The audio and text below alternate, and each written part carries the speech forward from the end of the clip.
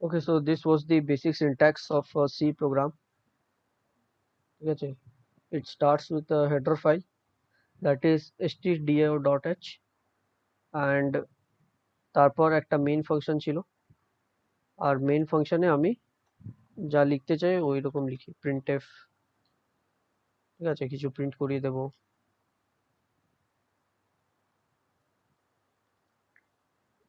Variables বানাই এরকম int ab, হ্যাঁ, তারপর scanf দিয়ে লিখে দিই। আচ্ছা, আগে printf লিখে দিই এরকম,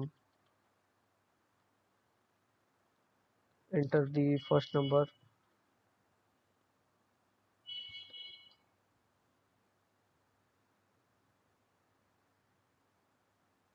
তারপর enter the second number,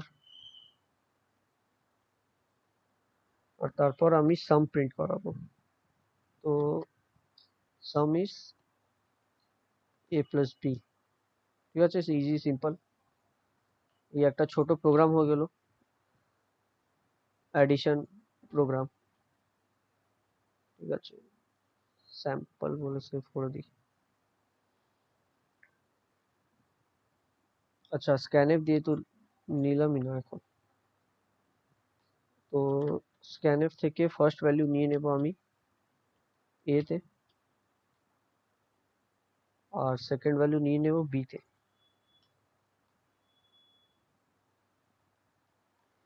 So I have made a simple addition program in which the user will enter a number that I will store in A, and then again the user will enter a second number that I'll store in B, and then I'm printing the sum of A and B. Simple. তো এটা খুব basic program. enter the first number, let's say 8, enter the second program 9, sum is, ও percent d দিতে ভুলে গেছি, হ্যাঁ, sum is percent d। ঠিক আছে, 5 15, sum is 20। ঠিক আছে, তো এইটা হলো সি প্রোগ্রাম। আচ্ছা, এবার সি প্লাস প্লাসে আমরা কি করি?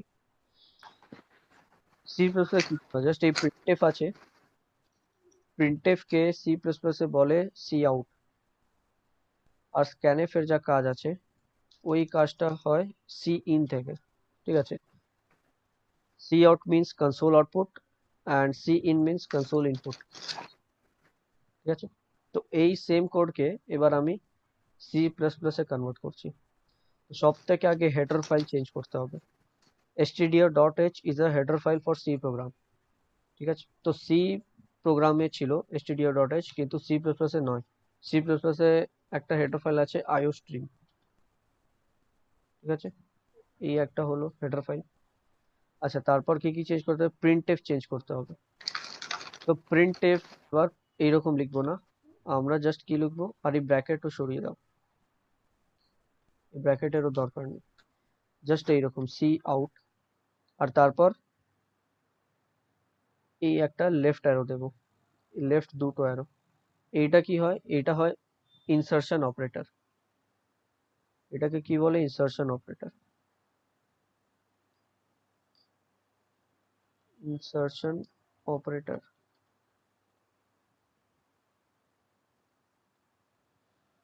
আর সিমিলারলি স্ক্যানএফ এইরকম নিতে হবে না। আচ্ছা, সি প্লাস প্লাস এর একটা খুব বড় অ্যাডভান্টেজ আছে যে ফরম্যাট স্পেসিফায়ার ইউজ করতে হবে না। In C plus plus there is a relief to the programmer that we don't have to use any format specifier। ঠিক আছে, তো এই ফরম্যাট স্পেসিফায়ার ইউজ করতে হবে না। তো আমরা এই জিনিসকে এরকম লিখতে পারি, ডাইরেক্ট সি ইন এ। আর এইখানে আরো দেখো, এখানে আছে রাইট ডাবল অ্যারো, এইটাকে বলে এক্সট্রাকশন অপারেটর। ঠিক আছে, তো লেফট সাইডে যে অ্যারো আছে ওইটা আছে ইনসার্শন অপারেটর, রাইট সাইডে ডাবল অ্যারোকে বলে এক্সট্রাকশন অপারেটর। এটার কাজ কি আছে? ইনসার্শন নেম থেকেই বোঝো কি আছে। ইনসার্শন মানে কিছু ইনসার্ট করছে আউটপুট স্ক্রিনে। তো তুমি আউটপুট স্ক্রিনে যা ইনসার্ট করতে চাও, তার ইন শর্ট যা আউটপুট দেখাতে চাও, সেটা জন্য সি আউট ইউজ করবে, আর সেটার সাথে ইনসার্শন অপারেটর ইউজ করবে। আর এক্সট্রাকশন অপারেটর মানে কি? Extraction means what? Extraction means the act of taking out something. তো এ থেকে কি মানে এ তে যা ভ্যালু আছে ওটা আমরা বার করছি, তাই জন্য এর নাম আছে এক্সট্রাকশন অপারেটর। ঠিক আছে, এ তে কিছু একটা ভ্যালু দেবে ইউজার, আর এ তে কি ভ্যালু আছে সেটা আমরা এক্সট্রাক্ট করছি, মানে ওটা রিড করছি। তো ওইটার কাজ আছে সি ইন এর। ঠিক আছে, তো এইরকম সিমিলারলি আমি এই প্রিন্টএফ কেও সি আউট করে দেবো, আর এই ব্র্যাকেট ব্র্যাকেট দরকার নেই। ওই কোলন সেমিকোলন ওগুলো হ্যাঁ, সবই থাকবে। সেমিকোলন সেম, সেমিকোলন সেম ওই রকমই থাকবে যেরকম হয়। আর সিমিলারলি এই স্ক্যানএফ কে সি ইন করে দেবো, আর এই ফরম্যাট স্পেসিফায়ারের দরকার নেই, জাস্ট ডাইরেক্ট যা ভেরিয়েবলে তুমি নিতে চাও ইনপুট ওই ভেরিয়েবল লিখবে এইরকম। আচ্ছা, অ্যাড্রেস। না অ্যাড্রেস অ্যাড্রেস वगैरह কিছু লিখতে হবে না, ডাইরেক্ট ভেরিয়েবল নাম। ঠিক আছে, এটাই তো সুবিধা সি প্লাস প্লাস এর। ফরম্যাট স্পেসিফায়ার লাগাতে হবে না, অ্যাড্রেস লাগাতে হবে না, কিছু লাগাতে হবে না। যেখানে ইনপুট নিতে চাও direct C in extraction operator a, ব্যাস। বি তে ইনপুট নিতে চাও তো C in extraction operator b, ব্যাস, শেষ। তো ওটাতে তো ইনপুটটা নেবে দেবে, বাট আমি যখন অ্যাড্রেস ইউজ করতাম, মানে তখন তো আমি কিছু একটা ইনপুট দিতাম, আর যখন মানে ইউজ করতাম না তখন তো ওই ভ্যালুটাকে প্রিন্ট করে দিত, তো সেটা এখানে কি করে এক হবে? সেকেন্ড, হ্যাঁ, তো এইটার মানে কি আছে, স্ক্যানএফ মানে কি হয়, স্ক্যানএফ মানে হয় তুমি এ তে যা ভ্যালু দিচ্ছ, মানে ইউজার যা ভ্যালু দিচ্ছে ওটা এ তে চলে আসবে, আর এ থেকে আমি রিড করে নিচ্ছি, এই কাজ হচ্ছে স্ক্যানএফ এর। ওই রকম সেটা বুঝেছি, কিন্তু আমি বলছি আগে যেমন স্ক্যানএফ দিয়ে পরে পার্সেন্টেজ মানে অ্যাড্রেস অ্যাড্রেস অফ এ, হ্যাঁ অ্যাড্রেস দিতাম না, তাহলে তো আমি যে ভ্যালুটা দিতাম সেটাইও প্রিন্ট করিয়ে দিত। হ্যাঁ, তো এটা এখানে কি করে হবে? মানে এখানে যদি হবে হবে, তুমি অ্যাড্রেস দেখো না চুপচাপ। আর তারপর সাম কি করাতে হবে, সাম প্রিন্ট করাতে হবে। তো এইরকম ইনভার্টেড কমার ভেতরে লিখবো সাম ইজ, একটা স্পেস দিয়ে। আচ্ছা, এবার এখানে পার্সেন্ট ডি वगैरह তো কিছু নেই, তো এখানে কি করতে পারি আমি, আবার একটা ইনসার্শন অপারেটর ইউজ করব এরকম, আর লিখে দেবো এ প্লাস বি। ঠিক আছে, তার মানে এটা প্রিন্ট করে দেবে সাম ইজ, ফর এক্সাম্পল ইউজার 5 দিল আর এখানে 10, তো এটা প্রিন্ট করে দেবে সাম ইজ 15 এরকম। ঠিক আছে, এবার এটা এক্সিকিউট করে দেখো। আচ্ছা, আর একটা এরর আসছে, cout was not declared in this scope. আচ্ছা, সি আউট ডিক্লেয়ার্ড নয়, ঠিক আছে, তো এইটা আমাদেরকে কি করতে হবে, এইরকম দু ওয়ে আছে। ঠিক আছে, হয়তো আমরাকে বারবার এরকম করতে হবে, এসটিডি ডাবল কোলন এরকম লিখতে হবে বারবার, ডাবল কোলন। যখনই আমি সি আউট আর সিন ইউজ করব আমাকে এরকম ডাবল কোলন লিখতে হবে। ঠিক আছে, এরকম। আচ্ছা, এখানেও আছে এসটিডি ডাবল কোলন।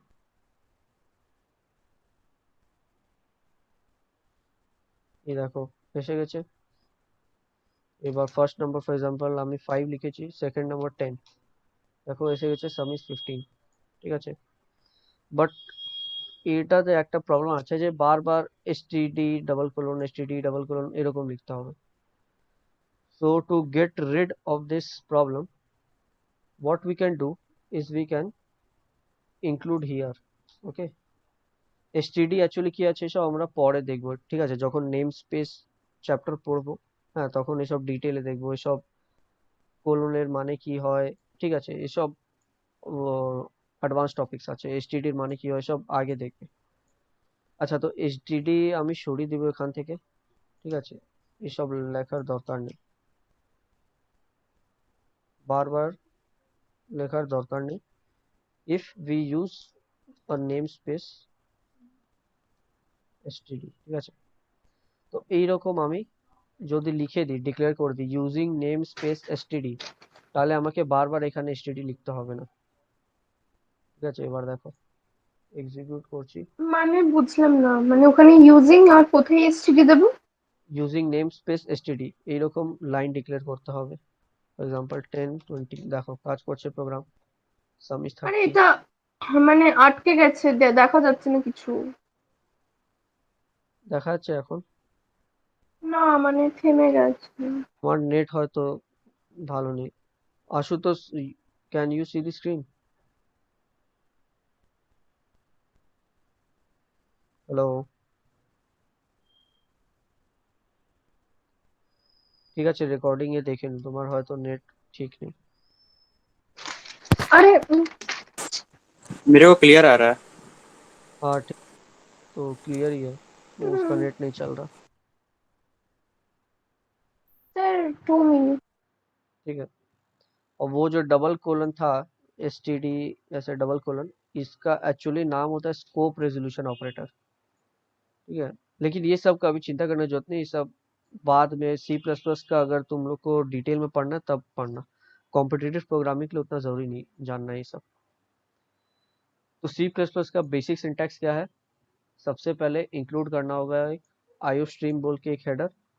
उसके बाद ऐसे लिखना होगा यूजिंग नेम स्पेस एसटीडी। उसके बाद वही सेम जैसे सी प्रोग्राम में था, मेन फंक्शन के अंदर सब कुछ रहेगा। ठीक है। और एक डिफरेंस बस और है कि वहाँ प्रिंटफ था, इधर सी आउट है, उधर स्कैनफ था, इधर सी इन है। ठीक है। तो ये सिंपल हो गया एकदम सी प्लस प्लस। बस इतना ही चाहिए और कोई नॉलेज का जरूरत नहीं कॉम्पिटिटिव प्रोग्रामिंग सीखने के लिए। अब सी प्रोग्रामिंग में functions, array, strings, loops, if else जैसे लिखते थे, जो सिंटैक्स था सेम सी प्लस प्लस में भी वही सब है। ठीक है। So C plus plus is actually a super set of C. ঠিক আছে, মানে সি প্রোগ্রামে যে কটা ফিচার্স আছে ওই সব ফিচার সি প্লাস প্লাসেও আছে, কিন্তু সি প্লাস প্লাসে অনেক কিছু আছে যেটা সি তে নেই। ঠিক আছে, তো C programming is a subset of C plus plus and C plus plus is a superset of C program. ঠিক আছে। আচ্ছা স্যার একবার এবার রিপিট করবেন ইউজিং নেমস্পেস এখান থেকে। কি রিপিট করবো? अच्छा, अब एक चीज और। अब जैसे कि सी प्रोग्रामिंग में क्या था, हम लोग जब स्ट्रिंग्स यूज करते थे तो हम लोग एक हेडर लगाते थे स्ट्रिंग डॉट एच। जब हम लोग मैथमेटिकल ऑपरेशन परफॉर्म करते थे तब हम लोग लगाते थे मैथ डॉट एच। तो सी प्लस प्लस में भी हम लोग को बार बार लिखना पड़ेगा, कभी अगर स्ट्रिंग्स यूज कर रहे हैं तो ऐसे लिखना पड़ेगा, hash tag include string dot H, ऐसे कर करके। ठीक है।